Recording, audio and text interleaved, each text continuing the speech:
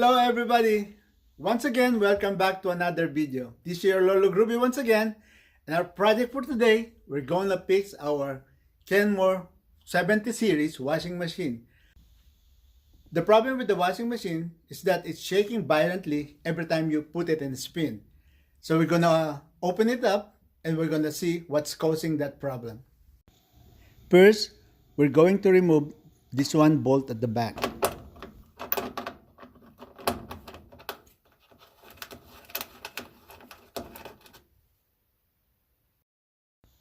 With a big screwdriver or a pry bar, pry open the top of the washing machine.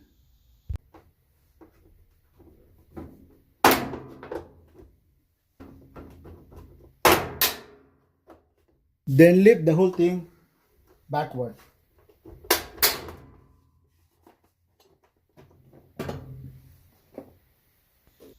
Remove the wiring harness from the top of the washing machine and set it aside.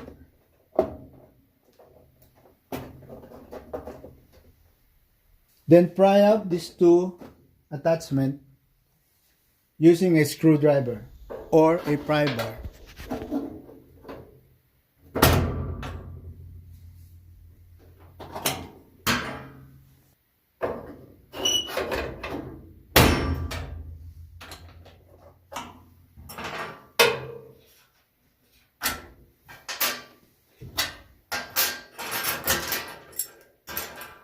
Once you remove all the attachment, you can now tilt the cover and remove the whole thing.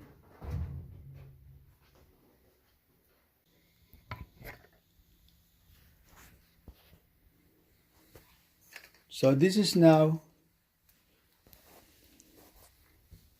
the bottom of the washing machine. The spring looks good, everything is tight.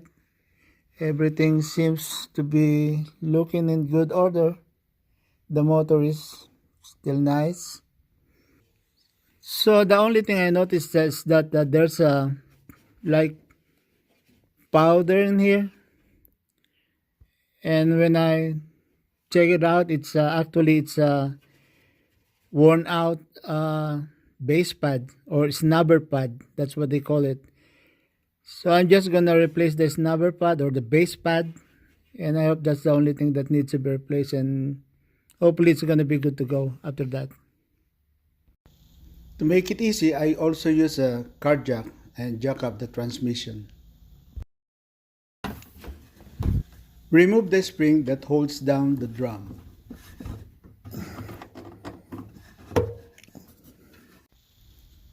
Lift the bracket and remove the old base pad.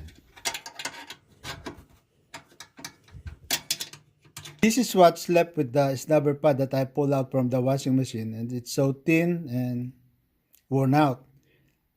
This is the part that I bought from Amazon. It cost me about like $7, something like that. Not that bad. Just gonna put it in and let's see what happens.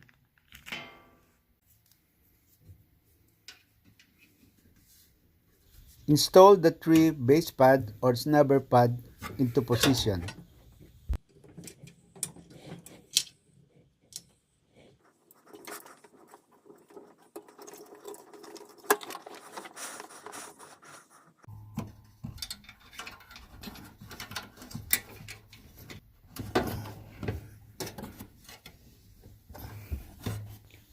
Install back the tensioner spring of the drum.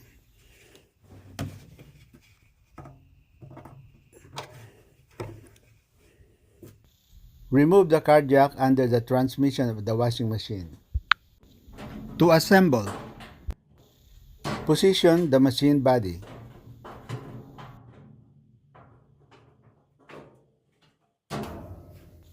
Tilt the body towards you and push forward to line up with the groove of the base of the washing machine. This one goes into this slot. That slot over there, and then we need to push it in.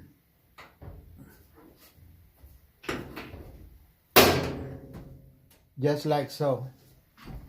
this part goes into that slot.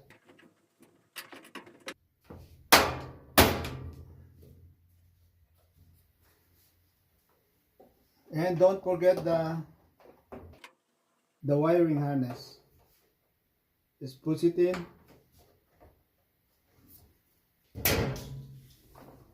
So the longer part goes on top. Then use a long nose pliers and bend it in just so. So all you need to do is insert that one into that slot, and that one, I hope you can see it, press that one in.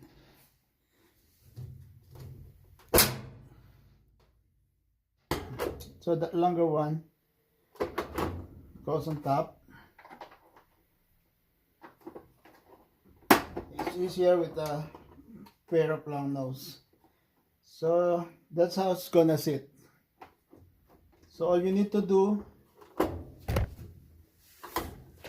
is line it up.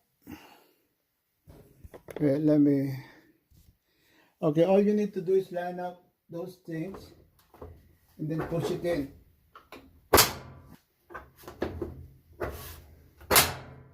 And don't forget the screw at the back.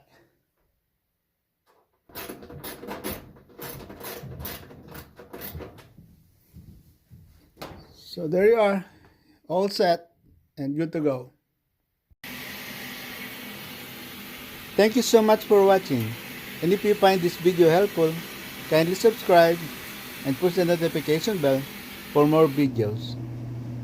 Thank you again and have a good one. God bless.